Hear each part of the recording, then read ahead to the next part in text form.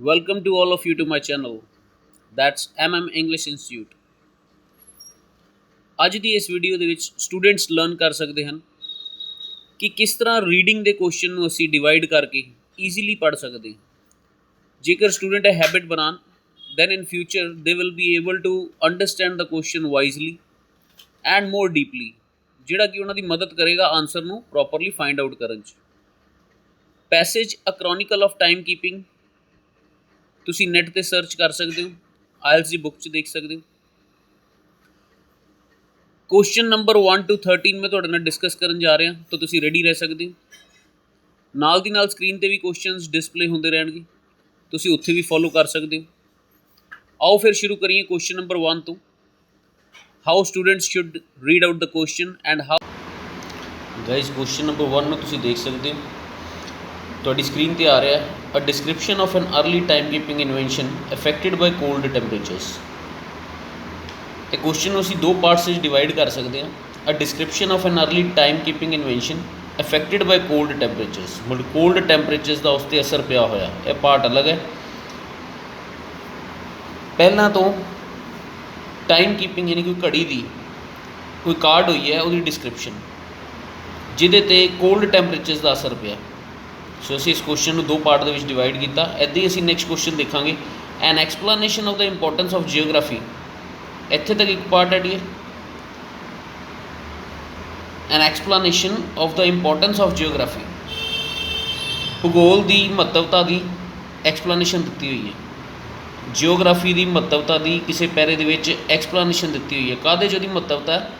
Calendar develop ਹੋਇਆ ਸੀ in the development of the calendar in farming communities.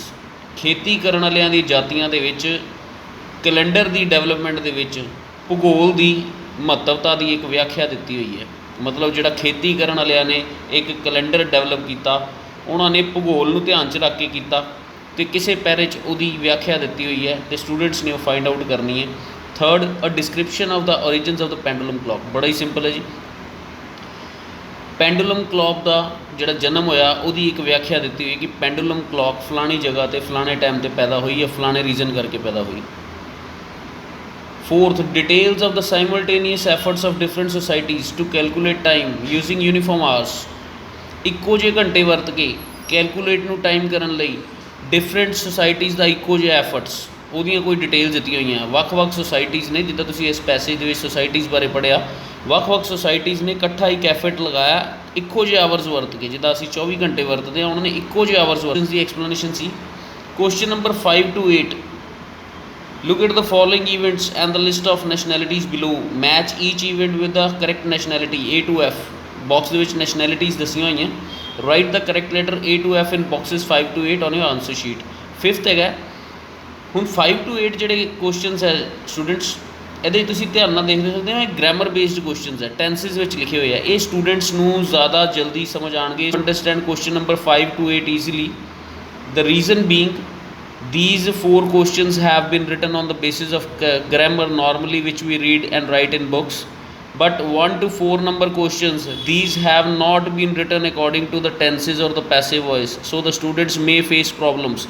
but ਜੇਕਰ students ਇਹਨਾਂ 'ਤੇ ਵਰਕ ਹਾਰਡ ਕਰਦੇ ਆ, 1 to 4 ਨੰਬਰ ਕੁਐਸਚਨਸ ਜਿਸ ਤਰ੍ਹਾਂ ਲਿਖੇ ਹੋਏ ਆ, then they will be able to grasp more understanding of the questions। so 5th number ਤੋਂ ਸ਼ੁਰੂ ਕਰ ਰਹੇ ਡੀਅਰ ਇਸ ਵਾਰ। they devised a civil calendar in which the months were equal in length। ਉਹਨਾਂ ਨੇ ਇੱਕ ਸਿਵਲ ਕੈਲੰਡਰ ਬਣਾਇਆ, past indefinite tense ਹੈ, ਇਨ ਵਿਚ ਦਾ ਮੰਥਸ ਵਰ ਇਕੁਅਲ ਇਨ ਲੈਂਥ, ਜਿਹਦੇ ਵਿੱਚ ਮਹੀਨੇ ਲੈਂਥ ਵਿੱਚ ਇਕੁਅਲ ਸੀ, ਮਤਲਬ ਦਿਨਾਂ ਦੇ ਵਿੱਚ ਉਹਨਾਂ ਦੀ ਲੈਂਥ ਇਕੁਅਲ ਸੀ। ਸੋ ਇਹਦੇ 'ਚ ਕੋਈ ਟੈਂਸ ਨਹੀਂ ਯੂਜ਼ ਹੋਇਆ, ਇਹ ਨੋਨ ਐਕਸ਼ਨ ਵਰਬ ਤੋਂ ਹੀ ਬਣਿਆ। 6th ਹੈਗਾ, they divided the day into 2 equal halves. Past indefinite tense ਹੈ ਜੀ, ਉਹਨਾਂ ਨੇ ਦਿਨ ਨੂੰ 2 ਇਕੁਅਲ ਹਾਫਸ ਦੇ ਵਿੱਚ ਵੰਡ ਦਿੱਤਾ। 7th ਹੈਗਾ ਜੀ, they developed a new cabinet shape for a type of time keeper. एक तरह के टाइम कीपर लिए उन्होंने नवी कैबिनेट शेप डेवलप की। पास्ट इंडेफिनिट टेंस है जी। They created a calendar to organise public events and work schedules. उन्होंने पब्लिक इवेंट्स वर्क शेड्यूल्स को ऑर्गेनाइज करने कैलेंडर बनाया। So past indefinite once again. सारे ही चारों के चारों क्वेश्चन पास्ट इंडेफिनिट च दिते हुए हैं। जे स्टूडेंट्स इदा क्वेश्चन को डिवाइड करके वो मन के अपनी मदर टंग यानी अपनी पंजाबी के क्वेश्चन ਨੂੰ बोल सकते हैं तो आंसर के होर कोल आ जाएंगे, then they will be able to find out the answer more correctly. Chances वध जाएंगे कि उन्होंने आंसर का होर करैक्शन आएगी। ਨੈਕਸਟ 9 to 13 ਨੰਬਰ ਕੁਐਸਚਨ ਜੇ ਤੁਸੀਂ ਦੇਖੋ 9 to 13 you have to label the diagram. The liver based, how the 1670 liver based device worked. 1670 the liver ਤੇ ਚੱਲਣ ਵਾਲਾ ਡਿਵਾਈਸ ਕਿਵੇਂ ਕੰਮ ਕਰਦਾ ਸੀ। 9th ਹੀ ਦਿੱਤਾ ਹੋਇਆ ਐਸਕੇਪਮੈਂਟ ਰਿਜ਼ੈਂਬਲਿੰਗ ਡੈਸ਼, ਕਹਿੰਦਾ ਐਸਕੇਪਮੈਂਟ ਡੈਸ਼ ਨੂੰ ਰਿਜ਼ੈਂਬਲ ਕਰਦੀ ਸੀ। ਅਸੀਂ ਪਹਿਰੇ ਦੇਖਣਾ ਐਸਕੇਪਮੈਂਟ ਕਿਹਦੇ ਨਾਲ ਮਿਲਦੀ ਜੁਲਦੀ ਸੀ, ਉਹ ਬਲੈਂਕ 'ਚ ਆਏਗਾ ਜੀ। 10th ਦੇ ਵਿੱਚ ਉਹਨੇ ਦੱਸਿਆ ਹੋਇਆ ਕਿ ਜਿੱਥੇ ਆਪਾਂ ਸਰਕਲ ਦੇਖ ਰਹੇ ਹਾਂ ਚੱਕਰ ਵਾਲਾ ਵਿਦ ਟੀਥ ਦੇਖ ਰਹੇ ਹਾਂ ਹੈ ਨਾ, ਰਾਊਂਡ ਸ਼ੇਪਡ ਜਿਹੜਾ ਡਾਇਗਰਾਮ 'ਚ ਨਜ਼ਰ ਆ ਰਿਹਾ, ਇਹ ਕੀ ਹੈ, ਇਹ ਨੰਬਰ 10th ਵਿੱਚ ਆਏਗਾ। 11th ਦੇ ਵਿੱਚ ਸਰਕਲ ਸ਼ੇਪਡ ਦੇ ਜਿਹੜੇ ਟੀਥ ਨਿਕਲੇ ਹੋਏ ਆ, ਜਿਹੜੇ ਆਪਾਂ ਉਹਨਾਂ ਦੇ ਦੰਦੇ ਦੇਖ ਰਹੇ ਹਾਂ, 11th ਵਿੱਚ ਉਹਨੂੰ ਆਪਾਂ ਕੀ ਕਵਾਂਗੇ। 12th ਅਤੇ 13th ਇਕੱਠੇ ਇਕੱਠੇ ਕੁਐਸਚਨ ਹੈ, ਤੁਸੀਂ ਦੇਖ ਸਕਦੇ ਹੋ ਕਿ ਡੈਸ਼ ਵਿਚ ਬੀਟਸ ਈਚ ਡੈਸ਼, ਕਹਿੰਦਾ ਡੈਸ਼ ਕਿਹੜਾ ਹੈ ਜਿਹੜਾ ਈਚ ਡੈਸ਼ ਨੂੰ ਬੀਟ ਕਰਦਾ ਹੈ, ਮਤਲਬ ਉਹਨੂੰ ਟਕਰਾ ਕੇ ਜਾਂਦਾ। ਅਤੇ ਕਹਿੰਦਾ ਡੈਸ਼ ਅ ਡੈਸ਼ ਵਿਚ ਬੀਟਸ ਈਚ ਡੈਸ਼। ਅਤੇ ਕੁਐਸਚਨ ਦੇ ਵਿੱਚ ਜਦੋਂ ਤੁਸੀਂ ਪੈਸੇਜ 'ਚ ਜਾਓਗੇ ਲੱਭਣ, ਕੋਈ ਡੈਸ਼ ਕਿਸੇ ਡੈਸ਼ ਨੂੰ ਬੀਟ ਕਰਕੇ ਜਾਂਦਾ, ਟਕਰਾ ਕੇ ਜਾਂਦਾ, ਅਤੇ ਸਾਨੂੰ ਦੱਸਣਾ ਉਹ ਕਿਹੜਾ ਡੈਸ਼ ਹੈ ਜਿਹੜਾ ਈਚ ਡੈਸ਼ ਨੂੰ ਬੀਟ ਕਰਕੇ ਜਾਂਦਾ। Thank you guys. ਹੁਣ ਤੁਹਾਡੇ ਸਾਹਮਣੇ ਆ ਰਹੇ ਸਕਰੀਨ 'ਤੇ ਕੁਐਸਚਨ ਨੰਬਰ 20 to 25 ਜਿਹੜੇ ਕਿ ਟਰੂ ਫੋਲਸ ਅਤੇ ਨੋਟ ਗਿਵਨ ਹਨ। ਇਹ ਕੁਐਸਚਨਸ ਕ੍ਰੋਨੀਕਲ ਆਫ ਟਾਈਮ ਕੀਪਿੰਗ ਦੇ ਰੀਡਿੰਗ ਪੈਸੇਜ 2 ਤੋਂ ਲਏ ਹੋਏ ਨੇ, 20 to 25। ਤੁਹਾਨੂੰ ਇਹਨਾਂ ਕੁਐਸਚਨਸ ਦੀ ਮੈਂ ਰਾਈਟ ਨਾਓ ਗ੍ਰਾਮਰ ਕਲੀਅਰ ਕਰਕੇ ਦਿਖਾਵਾਂਗਾ ਕਿੱਦਾਂ ਇਹਨਾਂ ਨੂੰ ਸਪਲਿਟ ਕਰਕੇ ਪੜ੍ਹਨਾ। ਜ਼ਿਆਦਾ ਡਿਟੇਲ ਦੇ ਵਿੱਚ ਬੋਲੂੰਗਾ ਕਿ ਇਹਨਾਂ ਦੇ ਆਨਸਰ ਨੂੰ ਫਾਈਂਡ ਕਰਦੇ ਹੋਏ ਸਟੂਡੈਂਟ ਨੂੰ ਕੀ ਅਲਰਟਨੈਸ ਚਾਹੀਦੀ ਹੈ। ਤਾਂ ਹਰ ਕੋਈ ਸਟੂਡੈਂਟ ਧਿਆਨ ਨਾਲ ਸੁਣੇ question 20 to 25 the explanation. 20th, the FAA was created as a result of the introduction of the jet engine. FAA was created, a passive voice लिखी हुई है, as a result of the introduction of the jet engine, a prepositions है। FAA jet engine ਦੀ introduction ਦੇ ਨਤੀਜੇ ਵਜੋਂ create ਕੀਤੀ ਗਈ, ਮਤਲਬ ਕਿ ਜਦੋਂ ਜੈਟ ਇੰਜਨ ਇੰਟਰੋਡਿਊਸ ਕੀਤਾ ਗਿਆ ਉਹਦੇ ਨਤੀਜੇ ਵਜੋਂ FAA ਬਣਾਈ ਗਈ ਜਾਂ ਕ੍ਰੀਏਟ ਕੀਤੀ ਗਈ। ਹੁਣ ਆਪਾਂ ਪੈਰੇ 'ਚ ਦੇਖਣਾ, ਜਦੋਂ ਤੁਸੀਂ ਪੈਸੇਜ 'ਚ ਆਨਸਰ ਲੱਭਣ ਜਾਓਗੇ ਪੈਰਾਗ੍ਰਾਫ ਦੇ ਵਿੱਚ, ਤਾਂ ਤੁਸੀਂ ਪੈਰੇ 'ਚ ਦੇਖਣਾ ਹੈ ਕਿ ਵਾਕਈ ਜੈਟ ਇੰਜਨ ਦੀ ਇੰਟਰੋਡਕਸ਼ਨ ਦੇ ਨਤੀਜੇ ਵਜੋਂ FAA ਬਣਾਈ ਗਈ ਜਾਂ FAA ਕਿਸੇ ਹੋਰ ਕਾਰਨ ਬਣਾਈ ਗਈ। ਜੇ ਕਿਸੇ ਹੋਰ ਕਾਰਨ ਬਣਾਈ ਗਈ ਤਾਂ ਇਹ ਫਾਲਸ, ਜੇ ਵਾਕਈ FAA ਜੈਟ ਇੰਜਨ ਦੀ ਇੰਟਰੋਡਕਸ਼ਨ ਦੇ ਨਤੀਜੇ ਵਜੋਂ ਬਣਾਈ ਗਈ ਤਾਂ ਇਹ ਟਰੂ, ਅਤੇ ਜੇ ਜੈਟ ਇੰਜਨ ਦੀ ਇੰਟਰੋਡਕਸ਼ਨ ਦੇ ਨਤੀਜੇ ਵਜੋਂ FAA ਨਹੀਂ ਕੁਛ ਹੋਰ ਬਣਾਇਆ ਗਿਆ ਤਾਂ ਵੀ ਫਾਲਸ। ਤਾਂ ਜੇ FAA ਬਣਨ ਦਾ ਕਾਰਨ ਹੀ ਨਹੀਂ ਦਿੱਤਾ ਹੋਇਆ ਤਾਂ ਨੋਟ ਗਿਵਨ। ਇਹ ਸਿਚੁਏਸ਼ਨਸ ਨੂੰ ਕੰਸੀਡਰ ਕਰਕੇ ਸਟੂਡੈਂਟ ਨੇ ਅੱਗੇ ਜਾਣਾ। ਕੁਐਸਚਨ ਨੰਬਰ 21 ਦੇਖਦੇ ਹਾਂ। ਅਗੇਨ ਉਹਦੀਆਂ ਸਿਚੁਏਸ਼ਨਸ ਦੇਖਾਂਗੇ ਤਾਂ ਕਿ ਪੈਸੇਜ ਦੇ ਵਿੱਚ ਜਦੋਂ ਅਸੀਂ ਪੈਰੇ 'ਤੇ ਪਹੁੰਚੀਏ ਲੋਕੇਸ਼ਨ ਦੇ ਕੋਲ ਤਾਂ ਸਾਡੇ ਮਾਈਂਡ 'ਚ ਗੱਲਾਂ ਪਹਿਲੇ ਕਲੀਅਰ ਹੋਣ। ਤਾਂ ਇੱਕ ਸਟੂਡੈਂਟ ਨੂੰ ਜਦੋਂ ਆਪਣੀ ਸਟੂਡੈਂਟ ਡੈਸਕ 'ਤੇ ਬੈਠਾ, ਸਟੂਡੈਂਟ ਚੇਅਰ 'ਤੇ ਬੈਠਾ, ਸ਼ੀਟ ਲੈ ਕੇ ਬੈਠਾ, ਰੀਡਿੰਗ ਦੇ ਵਿੱਚ ਬੈਠਾ ਅਤੇ ਰੀਡਿੰਗ ਨੂੰ ਸੋਲਵ ਕਰਨਾ ਚਾਹ ਰਿਹਾ, ਅਤੇ ਇਹ ਚੀਜ਼ਾਂ ਉਹਨੂੰ ਕੰਸੀਡਰ ਕਰਨੀਆਂ ਪੈਣਗੀਆਂ। ਦੇਖੋ 21 ਐਜ਼ ਅ ਸਟੂਡੈਂਟ ਮੈਂ ਪੜ੍ਹ ਰਿਹਾ ਅਤੇ ਤੁਹਾਡੇ ਲਈ ਦੱਸ ਰਿਹਾ ਕਿ ਕੀ ਮਾਈਂਡ ਸੈੱਟ ਹੋਣਾ ਚਾਹੀਦਾ ਹੈ। Air traffic control started after the Grand Canyon crash in 1956। 1956 ਦੇ ਵਿੱਚ ਪ੍ਰੈਪੋਜੀਸ਼ਨ ਹੋ ਗਈ, ਕਦੋਂ ਕੰਮ ਹੋਇਆ? 1956 ਦੇ ਵਿੱਚ ਗ੍ਰੈਂਡ ਕੈਨੀਅਨ ਕ੍ਰੈਸ਼ ਤੋਂ ਬਾਅਦ, ਕੋਈ ਗ੍ਰੈਂਡ ਕੈਨੀਅਨ ਕ੍ਰੈਸ਼ ਹੋਇਆ ਸੀਗਾ ਜੀ, ਉਸ ਤੋਂ ਬਾਅਦ ਏਅਰ ਟ੍ਰੈਫਿਕ ਕੰਟਰੋਲ ਸ਼ੁਰੂ ਹੋਇਆ। ਮੰਨ ਲਓ ਹੁਣ 1956 ਦੇ ਵਿੱਚ ਗ੍ਰੈਂਡ ਕੈਨੀਅਨ ਕ੍ਰੈਸ਼ ਤੋਂ ਬਾਅਦ ਕੁਛ ਹੋਰ ਸ਼ੁਰੂ ਹੋਇਆ, ਫਿਰ ਇਹ ਫਾਲਸ ਹੈ। ਜੇ ਮੰਨ ਲਓ 1956 'ਚ ਨਹੀਂ ਹੋਇਆ, ਕਿਸੇ ਹੋਰ ਈਅਰ 'ਚ ਹੋਇਆ ਤਾਂ ਵੀ ਫਾਲਸ ਹੈ। ਜੇ ਮੰਨ ਲਓ 1956 ਦੇ ਵਿੱਚ ਕਿਸੇ ਹੋਰ ਕ੍ਰੈਸ਼ ਦੇ ਕਾਰਨ ATC ਯਾਨੀ ਏਅਰ ਟ੍ਰੈਫਿਕ ਕੰਟਰੋਲ ਸ਼ੁਰੂ ਹੋਇਆ ਤਾਂ ਵੀ ਇਹ ਫਾਲਸ ਹੈ। ਜੇ ਇੱਕ ਲਾਸਟਲੀ ਸਾਰੇ ਫੈਕਟਸ ਮਿਲਦੇ ਹੋਣ, 1956 'ਚ ਹੀ ਹੋਇਆ, ਗ੍ਰੈਂਡ ਕੈਨੀਅਨ ਕ੍ਰੈਸ਼ ਤੋਂ ਬਾਅਦ ਹੀ ਹੋਇਆ, ਏਅਰ ਟ੍ਰੈਫਿਕ ਕੰਟਰੋਲ ਹੀ ਸਥਾਪਿਤ ਹੋਇਆ, ਕੋਈ ਹੋਰ ਸੰਸਥਾ ਨਹੀਂ ਸਥਾਪਿਤ ਹੋਈ, ਫਿਰ ਇਹ ਟਰੂ ਹੈ। ਅਤੇ ਏਅਰ ਟ੍ਰੈਫਿਕ ਕੰਟਰੋਲ ਸ਼ੁਰੂ ਕਦੋਂ ਹੋਇਆ? ਜੇ ਦੱਸਿਆ ਹੀ ਨਹੀਂ ਹੋਇਆ ਕੁਛ, ਫਿਰ ਇਹ ਨੋਟ ਗਿਵਨ ਹੈ। ਨੋਟ ਗਿਵਨ ਯਾਨੀ ਇੱਕ ਕੇਸ 'ਚ ਹੁੰਦਾ ਟਰੂ, ਇੱਕ ਕੇਸ 'ਚ ਹੁੰਦਾ ਫਾਲਸ। ਬਣਾਉਣ ਲਈ ਐਗਜ਼ਾਮੀਨਰ ਕੋਲ ਇੱਕ ਤੋਂ ਜ਼ਿਆਦਾ ਤਰੀਕੇ ਹੁੰਦੇ ਹੈ। ਨੈਕਸਟ 'ਤੇ ਆਉਣਾ ਚਾਹਾਂਗਾ 22 'ਤੇ। Beacons and flashing lights are still used by ATC today.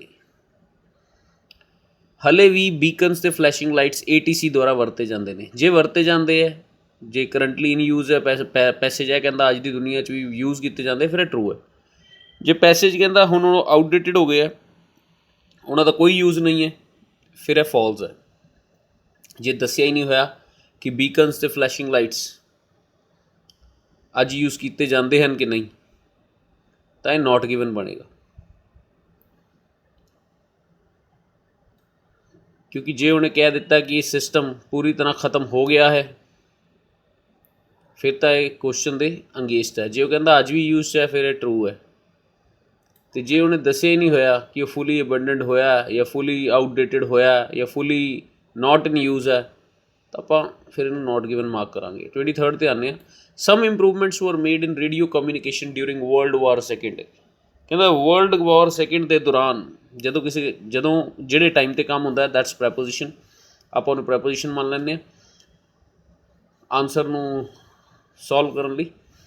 During world war second world war second के दौरान रेडियो कम्यूनीकेशन के विच कुछ इंप्रूवमेंट्स कीतियां गईयां। जे मान लो वाकई कीतियां गईयां सूचना पहुँचाण के माध्यम के विच, इनफॉर्मेशन के विच, कम्यूनीकेशन के विच, ते रेडियो च कीतियां गईयां, फिर ट्रू है।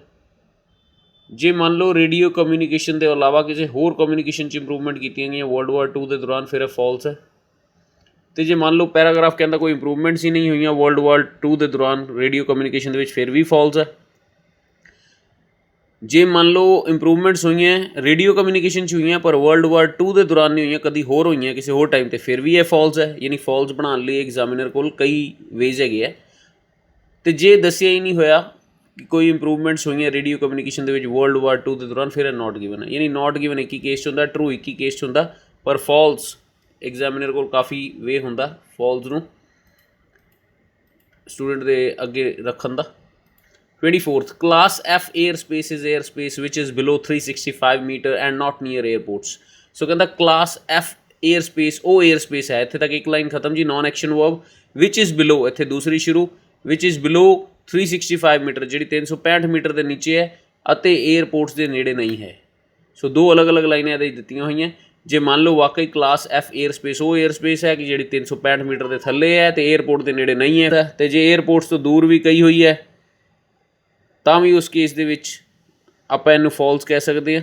तो जो एयरपोर्ट्स के नेड़े आई मीन जो एयरपोर्ट्स के नेड़े है, यानी नॉट नीयर एयरपोर्ट्स क्या हुआ है, जो एयरपोर्ट्स के नेड़े है क्लास F एयर स्पेस, फिर भी ये फॉल्स है। यानी वह कॉन्ट्राडिक्टरी हो गया, उल्ट हो गया। तो जो क्लास F एयर स्पेस का दसिया ही नहीं होया दायरा की है, फिर नॉट गिवन है। यानी नॉट गिवन एक केस है, ट्रू एक केस है, बट फॉल्स अगेन 3-4 केसा हो जाता आराम नाल, 2-3 केसा तो हो ही जाता। Last 25th all aircraft in class E air space must use IFR। कहता सारे जहाज़ों सारे एयरक्राफ्ट्स नूं क्लास E चाण वालियां नूं जिहड़े क्लास E एयर स्पेस चाहते हैं उन्होंने IFR वरतना चाहिए। जे मैंडेटरी नहीं है क्योंकि उन्हें मस्ट यूज़ लगाया क्वेश्चन, जे मैंडेटरी नहीं है जे क्वेश्चन जो पैराग्राफ है कहता तो दैन ये फॉल्स है। जे मैंडेटरी है IFR क्लास E वालियां नूं सारे एयरक्राफ्ट नूं, फिर है ट्रू है। तो जे फॉल्स आप होर बनाना है मान लो, फिर क्लास बदल देंगे, क्लास E की बजाय किसी होर क्लास में होएगा IFR, फिर भी फॉल्स है। तो जे दसिया ही नहीं होया कि क्लास E एयर स्पेस लिए यूज़ की किया जाए, IFR यूज़ किया जाए ना जाए, फिर नॉट गिवन है।